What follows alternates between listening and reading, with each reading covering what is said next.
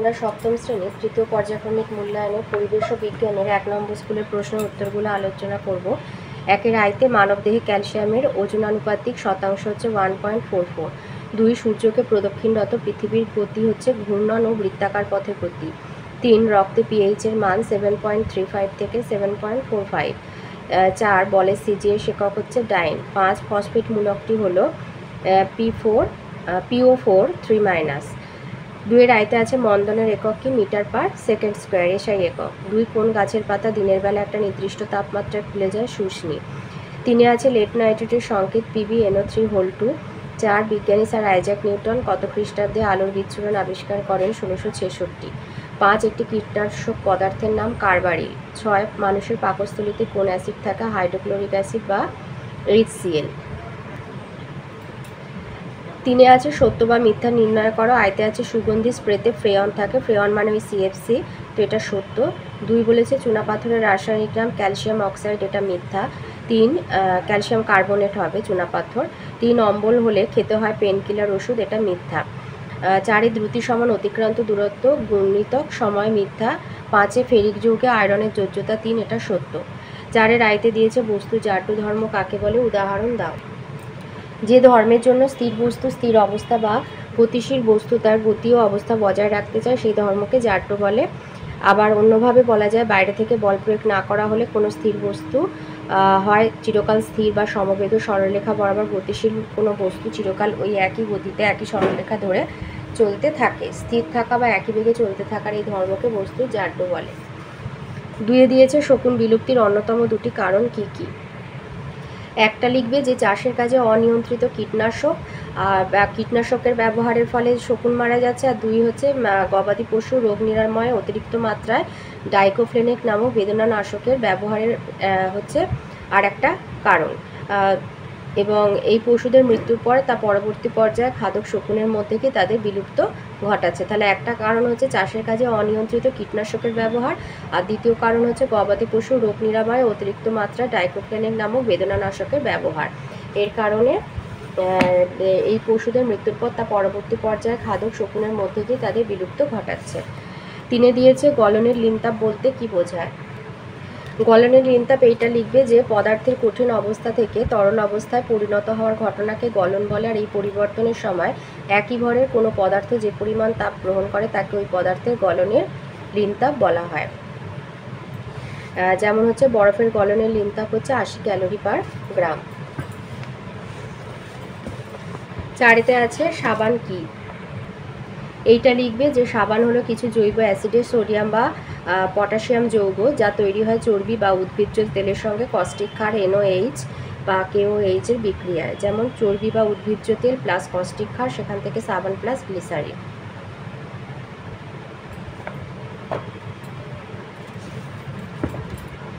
5 দিয়েছে সমতা বিধান করো। ক্যালসিয়াম ক্লোরাইডের সাথে সোডিয়াম সালফেটের বিক্রিয়া ক্যালসিয়াম সালফেট আর সোডিয়াম ক্লোরাইড উৎপন্ন হলো। তো এখানে ক্যালসিয়াম একটা আছে, এখানেও একটা, ক্লোরিন 2টো আর সোডিয়াম 2টো। এখানে সোডিয়াম আর ক্লোরিন একটা করে, তাই আগে 2 লিখে দিলাম। সালফার একটা, অক্সিজেন 4টে, এখানে অক্সিজেন 4টে। তাহলে বাঁ দিক ডান দিক সমান হয়ে গেল। তো সমতা বিধান হয়ে গেলে এখানে মাঝে একটা সমান চিহ্ন করে দেবে। কিউপ্রিক নাইট্রেট বিয়োজিত হয়ে কপার অক্সাইড, নাইট্রোজেন ডাইঅক্সাইড আর অক্সিজেন উৎপন্ন করছে। তো সমতা বিধান হয়ে গেলে এটাকেও মাঝখানে সমান চিহ্ন দিয়ে দেবে।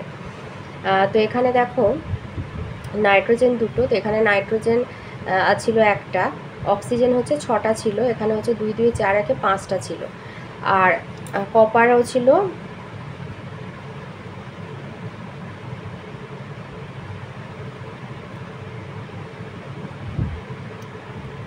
কপার একটা, তো এখানে কপার 2 করে দিলাম।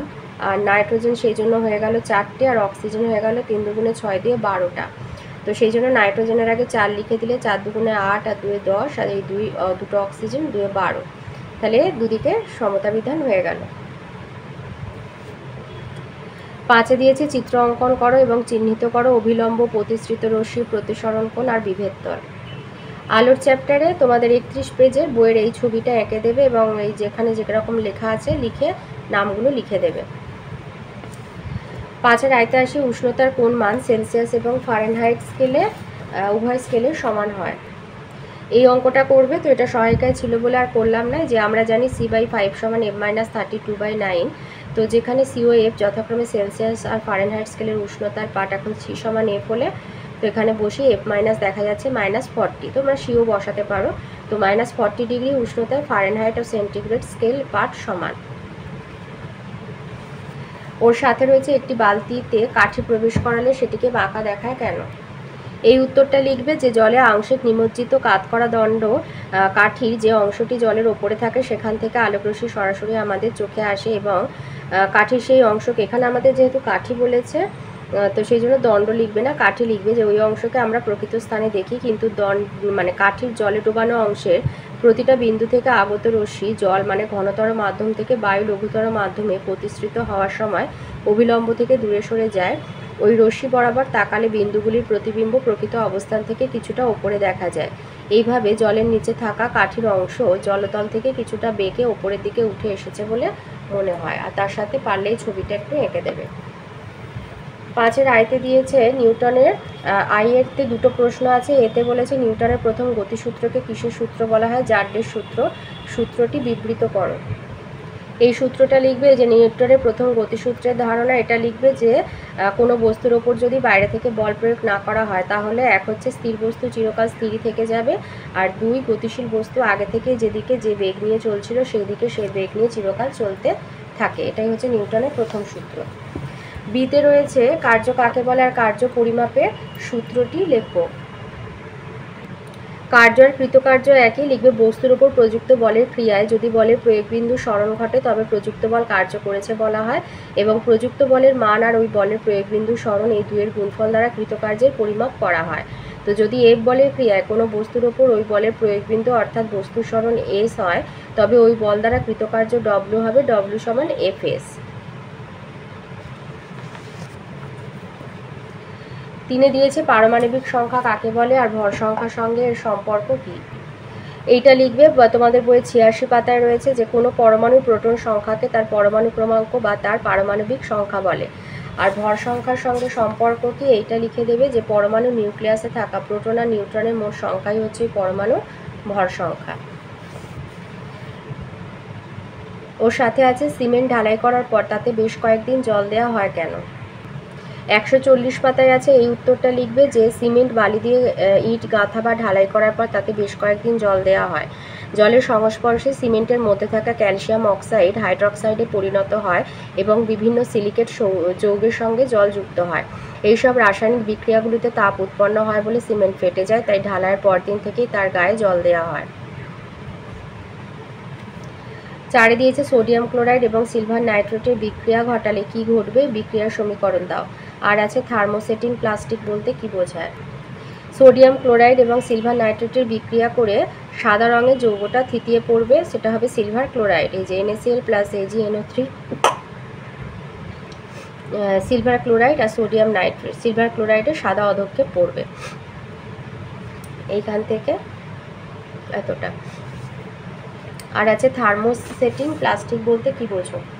এটা আছে তোমাদের বইয়ে 134 পাতায়, পরিবেশ গঠন ও পদার্থের ভূমিকা চ্যাপ্টারে রয়েছে। 134 পাতাতে থার্মোসেটিং প্লাস্টিক কাকে বলে।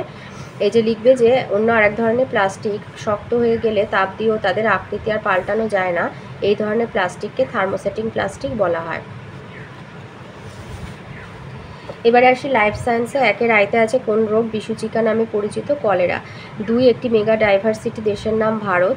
3-এ দিয়েছে এমন একটি ছত্রাকের নাম লেখো যা খাবারে বাসা বাঁধে।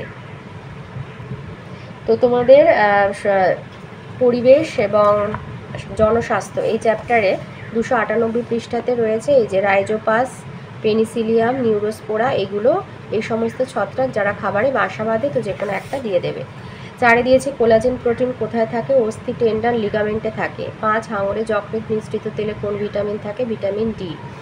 6 চাষের ক্ষেত থেকে পাওয়া একটি বর্জ্যের উদাহরণ DDT।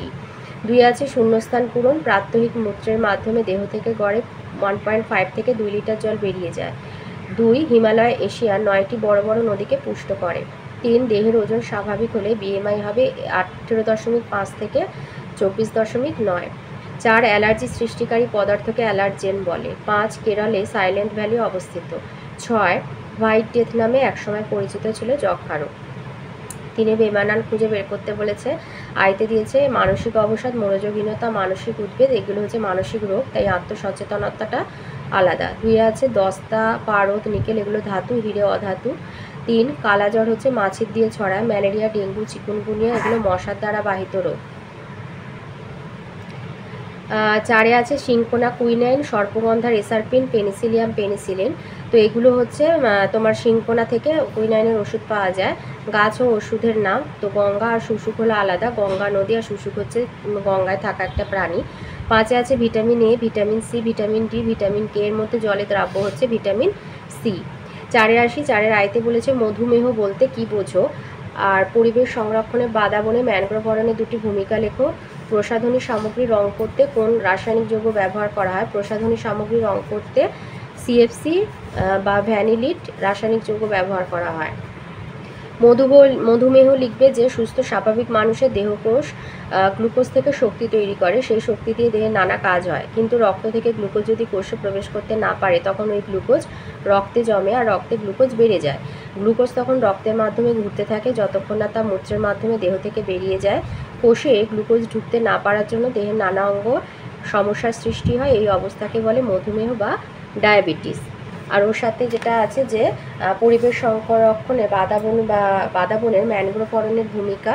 1 হচ্ছে বাদাবনের ম্যানগ্রোভ অরণ্য বায়ু এবং জলের স্রোতের কারণে সৃষ্ট ক্ষয় থেকে উপকূলকে রক্ষা করে এবং ঘূর্ণিঝড় এবং সুনামির মতো প্রাকৃতিক দুর্যোগের প্রভাব প্রশমিত করে। 2 হচ্ছে এই অরণ্য পরিবেশের সব রকম জৈব আর অজৈব উপাদানের ভাণ্ডার, উপকূলবর্তী অঞ্চলকে বছরের পর বছর ধরে উর্বর করে রেখেছে। 2 দিয়েছে খাদ্যজাল কাকে বলে, উদাহরণ দাও। আচ্ছা, খাদ্যজাল কাকে বলে উদাহরণ দাও, এর জন্য আছে তোমাদের 3 নাম্বার। আর মানসিক সমস্যার একটা কারণ আর তার প্রতিকারের জন্য আছে 2 নাম্বার। তো যেহেতু খাদ্যজালের কাকে বলে আর উদাহরণ 2 নাম্বার, তো এখান থেকে লিখবে যে সূর্যের আলো ব্যবহার করে উদ্ভিদ এবং খাদ্য উৎপাদনে সক্ষম জীবেরা খাদ্য তৈরি করে আর তাদের দেহের নানা অংশে এই খাদ্য সঞ্চিত থাকে, এরা হলো উৎপাদক। এই খাদ্য অন্যান্য জীবেরা ব্যবহার করে, যারা উৎপাদকদের খাদ্য হিসাবে গ্রহণ করে বেঁচে থাকে তারাই হলো খাদক। খাদ্যের এই সম্পর্কটাই হলো খাদ্য শৃঙ্খল। আর একটা খাদ্য শৃঙ্খল অন্য খাদ্য শৃঙ্খলের সঙ্গে সম্পর্কযুক্ত তৈরি হয় খাদ্যজাল। আর একটা খাদ্যজালের উদাহরণ এখানে যেমন দিয়ে দেবে যে ঘাস, ছাগল, বাঘ বা ঘাস তোমার হচ্ছে সবুজ উদ্ভিদ, ঘাস ফড়িং, ব্যাঙ, সাপ, বাজ। তো এখানে অনেকগুলো উদাহরণ দিয়েছে খাদ্যজালের, এরকম দিয়ে দেবে এটা। আচ্ছা, এর বলেছে মানসিক সমস্যার একটি কারণ এবং তার প্রতিকার লেখো। মানসিক সমস্যার বিভিন্ন কারণ। একটা হচ্ছে জন্মগত বিভিন্ন ধরনের ত্রুটি, গর্ভাবস্থায় মায়ের অপুষ্টি আর বিভিন্ন ধরনের রোগ সংক্রমণ যা শিশুর মন ও বুদ্ধির বিকাশকে ব্যাহত করে। আর এর প্রতিকার হচ্ছে এই যে মানসিক স্বাস্থ্য ভালো রাখতে কি করতে হবে, খারাপ অভ্যাসগুলি সম্পর্কে সচেতন হতে হবে আর খারাপ অভ্যাসগুলির পরিবর্তে ভালো অভ্যাস গড়ে তোলার চেষ্টা করতে হবে।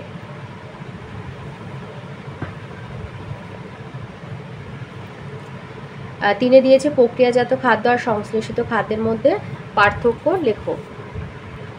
আচ্ছা, প্রক্রিয়াজাত খাদ্য আর কৃত্রিম খাদ্য মানে সংশ্লেষিত খাদ্য। তাহলে প্রক্রিয়াজাত খাদ্য প্রাকৃতিক খাদ্যের তুলনায় সামান্য কমের পুষ্টিগুণ আর কৃত্রিম খাদ্যবস্তুর পুষ্টিগুণ সবচেয়ে কম। প্রক্রিয়াজাত মানে সংশ্লেষিত খাদ্যবস্তুর, প্রক্রিয়াজাত খাদ্যবস্তুর মূল্য কিছুটা বেশি আর সংশ্লেষিত খাদ্যবস্তুর মূল্য সর্বাপেক্ষা বেশি। আর স্বাস্থ্যের উপর ক্ষতিকারক প্রভাব হচ্ছে প্রক্রিয়াজাত খাদ্যবস্তুর স্বাস্থ্যের উপর ক্ষতিকারক প্রভাব সামান্য আর সংশ্লেষিত খাদ্যবস্তুর স্বাস্থ্যের উপর ক্ষতিকারক প্রভাব সবচেয়ে বেশি। রক্তাল্পতার একটা কারণ হচ্ছে আয়রনের অভাব। ওর সাথে আছে ইনফ্লুয়েঞ্জা রোগের লক্ষণ ও প্রতিকার লেখো। ইনফ্লুয়েঞ্জা হচ্ছে জীবাণু, প্রকৃতি হচ্ছে ভাইরাস, মিক্সোভাইরাস। লক্ষণ জ্বর, সর্দি, সারা শরীরে ব্যথা, মাথা যন্ত্রণা, অনবরত হাঁচি, নাক দিয়ে জল পড়া। প্রতিকার রোগীকে আলাদা ঘরে রাখা প্রয়োজন। হাঁচি কাশির সময় মুখ ঢাকা দেওয়া অবশ্যই আবশ্যক। 4 দিয়েছে উদ্ভিদের খাদ্য তৈরিতে আলোর ভূমিকা কী আর উদ্ভিদ কীভাবে পরিবেশ থেকে জল সংগ্রহ করে। আচ্ছা, আলোর ভূমিকা বলেছে, এইটা লিখবো আমরা। এখান থেকে লিখবো এতটা, যে সূর্যের আলোক শক্তির প্রভাবে গাছের পাতায় থাকা সবুজ কণা মানে ক্লোরোফিল সক্রিয় হয়ে সালোক সংশ্লেষ প্রক্রিয়াটি শুরু করে। সূর্যের আলো থেকে শোষিত শক্তি সালোক সংশ্লেষে উৎপন্ন শর্করা জাতীয় খাদ্যে উদ্ভিদ সঞ্চয় করে রাখে। আর বলেছে উদ্ভিদ কিভাবে পরিবেশ থেকে জল সংগ্রহ করে, এই উত্তরটা লিখবো আমরা এর সাথে। এই উত্তরটা লিখবে যে স্থলজ আর জলজ উদ্ভিদরা কীভাবে জল শোষণ করে। স্থলজ উদ্ভিদরা তাদের মূলের সাহায্যে মাটির কণার গায়ে লেগে থাকা জল শুষে নেয়। কোনো কোনো স্থলজ উদ্ভিদ বায়বীয় মূলের সাহায্যে বায়ুমণ্ডল থেকে জলীয় বাষ্প শোষণ করে। আর জলজ উদ্ভিদরা তাদের জলে ডুবে থাকা মূলের সমস্ত অংশ দিয়ে জল শোষণ করে। তো এই ছিল আজকের আমাদের সপ্তম শ্রেণীর তৃতীয় পর্যায়ক্রমিক মূল্যায়নের পরিবেশ ও বিজ্ঞানের 1 নম্বর স্কুলের প্রশ্নের উত্তর।